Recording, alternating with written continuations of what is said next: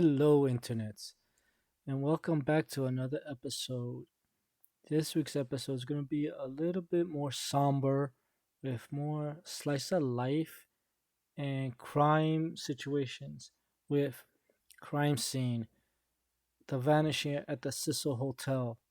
Also, we talk a little bit about Hana Kimura, and for the main event, I have Hours of My Life, a Japanese slice of life which deals with pain, loss, love, and some remorse, and how to overcome even the hardest situations.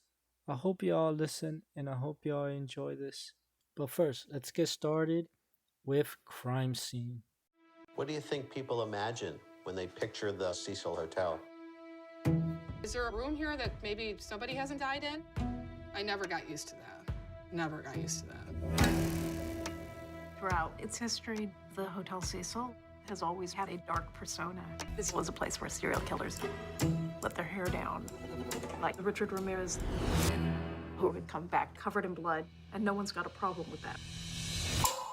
A hotel with a notorious past is the site of another bizarre case.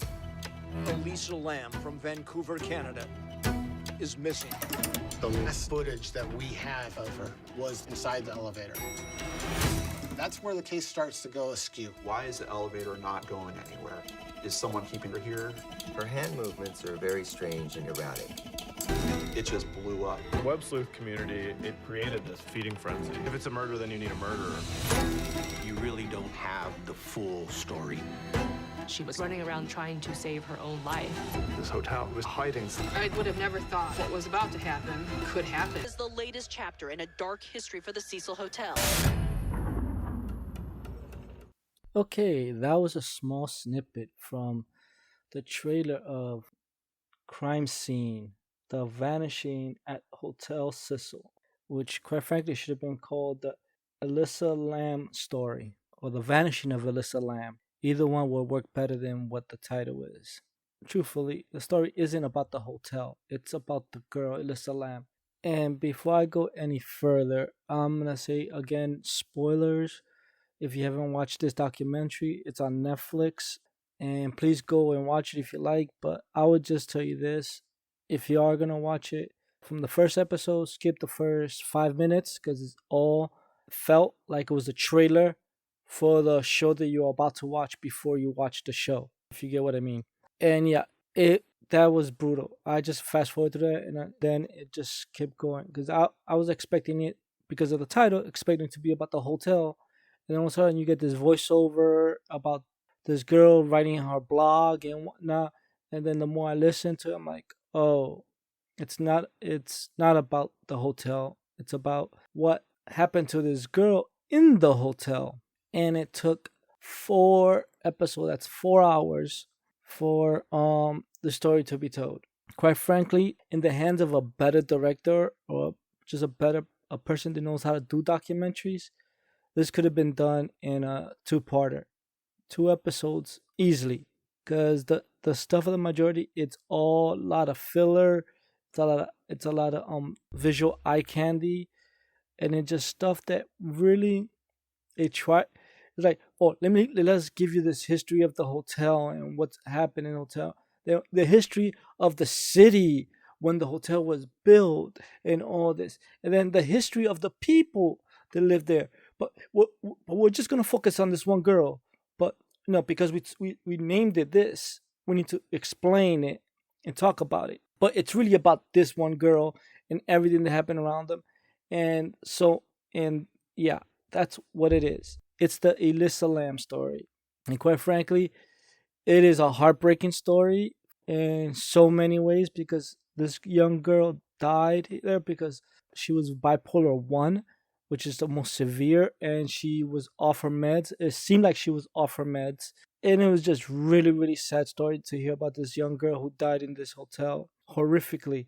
Okay, I'm going to go on a tangent right here. So just bear with me, please. Sorry.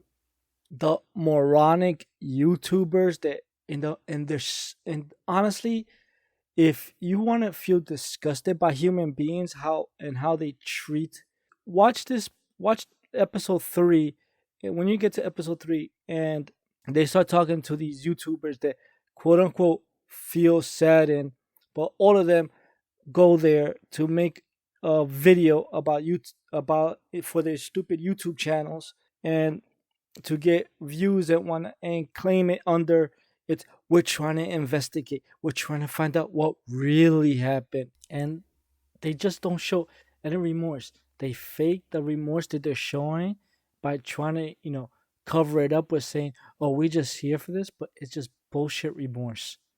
It is fake, and you could just see it, and you could see it and hear it in their voices. That is all fake remorse or fake grievances, because this whole thing also spiraled out of control.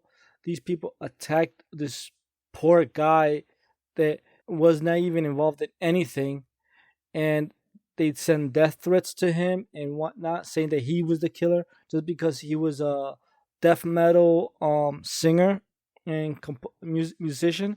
And it was just so pathetic. It is just so infuriating. Not even pathetic, it's infuriating how these people act online. And it's just insane. And it just parallels right now with what's happening with, if I don't know if you follow, but Gina Carano, she was just fired from Disney because of malicious attacks on her character, because she was granted, she could have probably worded it different and phrased it differently. Yes, there was a person that made an article that said that I am going to go after her and I'm going to get her fired because she can. And it took over a year to get Gina Carano fired from Disney. And this is sad. And she was getting death threats also. Sorry to be on this tangent, but the parallel between this gentleman and what's happening here is too similar to be put aside from me. And it's quite frankly, it's pathetic that we as a society have not grown up. Everybody still acts like they're children or teenagers in high school with gossip and in your windows. And if you don't like something that somebody said, you want to get them fired or get rid of them. That is pathetic. You don't like what they look like. You don't like their political views or whatever. You want to have a campaign to get them fired or get rid of them in any which way is possible, which is pathetic and so moronic, especially from a person who lives in the United States, where we supposedly, quote unquote, have freedom of speech and freedom of expression and freedom of belief. But yet, as soon as you express those feelings, everybody wants to come after you. You can dislike the argument somebody makes or whatever, or you can dislike their music, you can dislike their taste in movies. You shouldn't go after them or try and call them names or say that you're gonna get them or you're this, like pretty much like high school. Like you act like you're like immature children. It's like people don't grow up. Like get over yourselves. Come on. What is your mental malfunction out there, people? Sorry to go on that tangent, but I said it's just because it parallels so much with what happened to this gentleman during this whole thing. The gentleman was literally made a YouTube video that he stayed in that hotel, and everybody assumed because he was a goth person, and the lyrics he made, incidentally paralleled what happened to this young girl. Everybody assumed that he killed her, and he was they're promoting that he killed her or whatnot. He put this video on YouTube, and YouTube timestamps and shows you what year, what time, what day the video was uploaded to. All they had to do was look at when that video was uploaded and know that he didn't do it and he wasn't even there or in the country for that matter.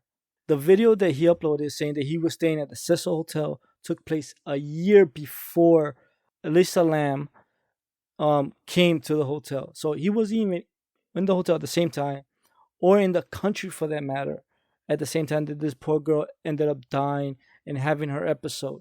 And it's just heartbreaking that this gentleman gets sacrificed like this because of these psychopaths, fake well-wishers, fake activists, fake everything, because of ignorance and stupidity. And yet, this poor girl that died in this horrific way was left they started going after this gentleman because they, they assumed that they put 1 plus 1 must equal 3, not 1 plus 1 equals 2.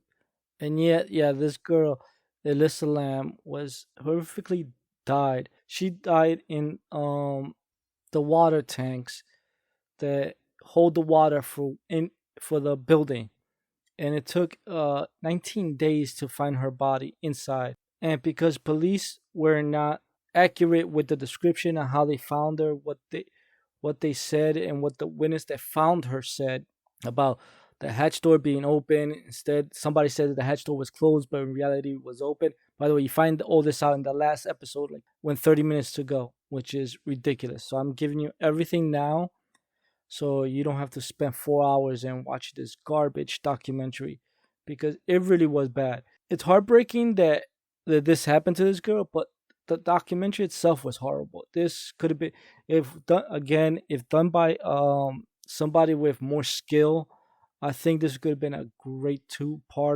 great 2 hour documentary and you would have called it a day. I think that would have been great, but unfortunately, this is what we got.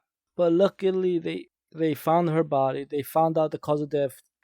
They did an autopsy, and like 4 months later, they found out exactly what the coroner results were, because she wasn't taking her medication, and she has a history of not taking her medication. She was hospitalized even one time because she wasn't taking her medication.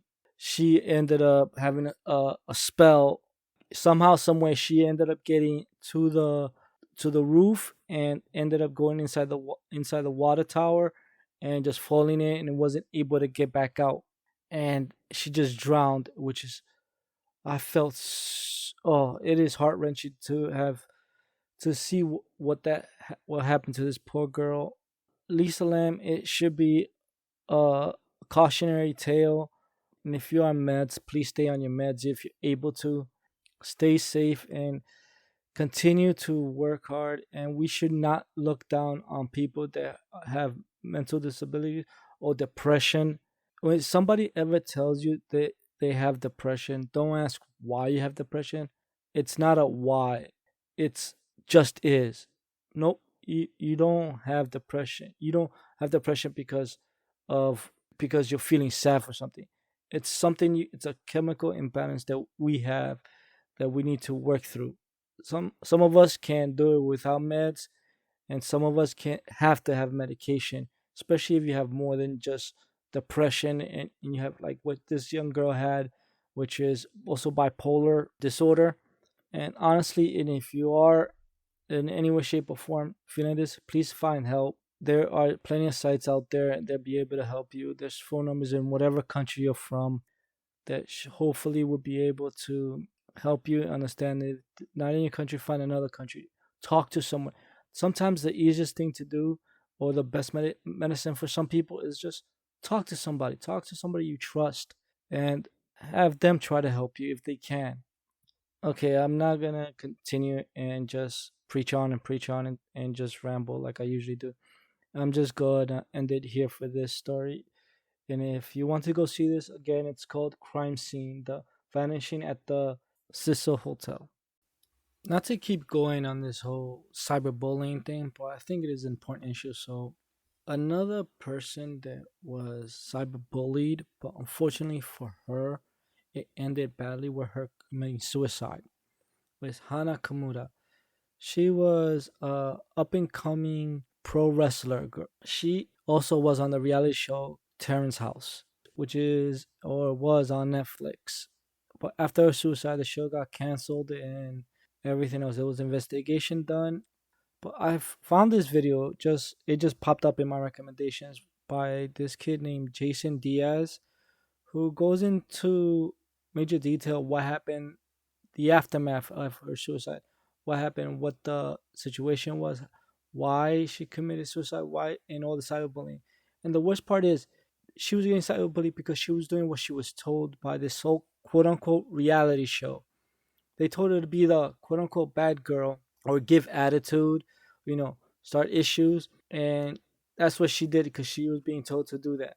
And unfortunately for her, she got so much blowback from these quote unquote fans that Yeah, she ended up committing suicide because the pressure was so much for her. It was too much to do, too much to. And as a matter of fact, even if she would have said no to the producers, they could told her that she was in breach of contract. And he goes all into this in this video he did. I will put a link of the video in the notes so you can just go straight to it and watch yourself. It's 20 minutes long. It just shows you that you never know what's behind all these things that you see. Keep a level head. Don't somebody that's listening and you think that you reality TV is actually reality. Uh, please get some help if you actually think reality TV is reality or what you see on these shows is true, or if you think that cyberbullying is justifiable because you have a crappy life. Guess what? Everybody has a crappy life. Your problem is no different than anybody else's problem. It's all relative, right? So get over yourselves. Deal with your problem. Start taking it out on other people. I'll leave a link below for any of you that wish to check this video out. It's definitely worth a watch. Okay, now it's time for the main event. The hours of my life.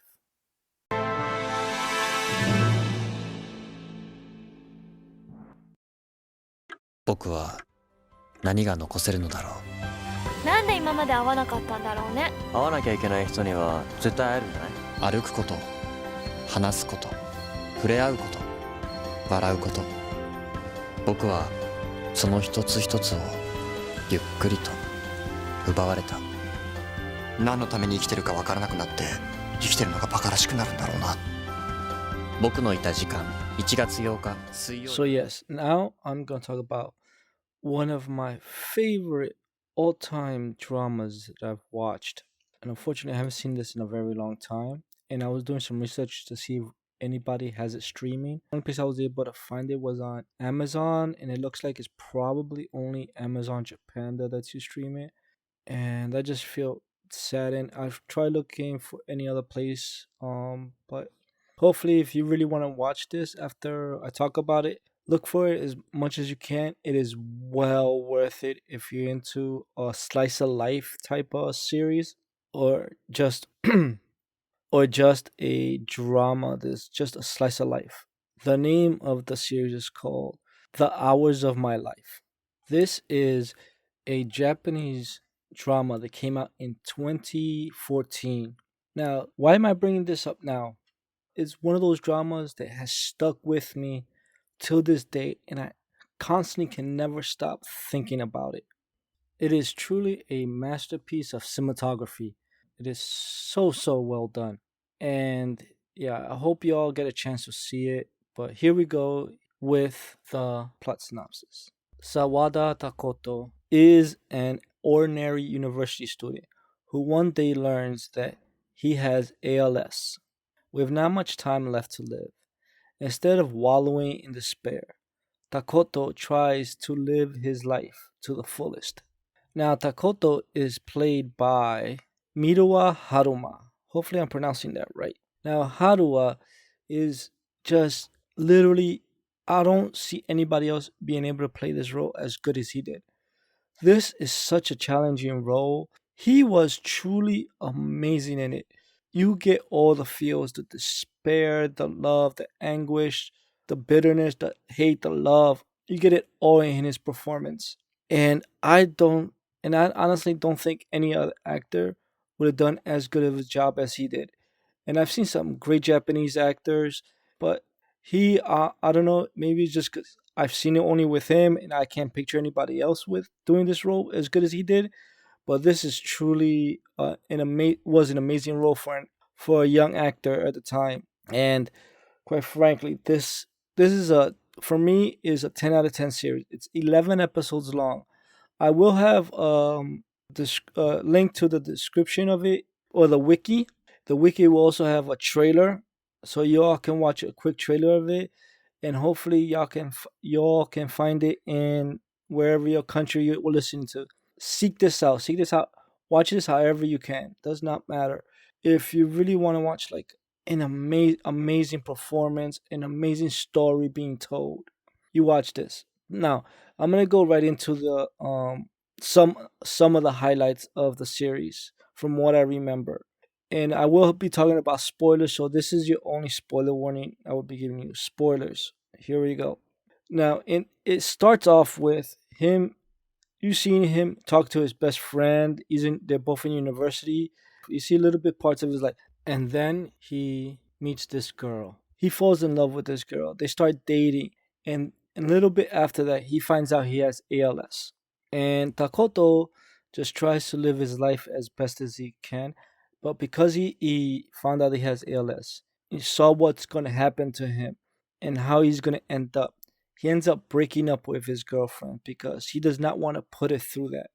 He doesn't want to put it through the torment that's going to take, the effort and all the torture that was going to take, because he was planning to really, they were planning, I guess he was planning to marry her from what I remember. And yeah, so he breaks up with her. After they break up, you see a progression of him getting worse and worse. He ends up in a wheelchair. And, the only person that really knows what's happening with him is his best friend and his mother. And from there, his best friend ends up meeting his ex-girlfriend, and they start going out. And that's how she finds out that, he has ALS. And she was studying to become a nurse.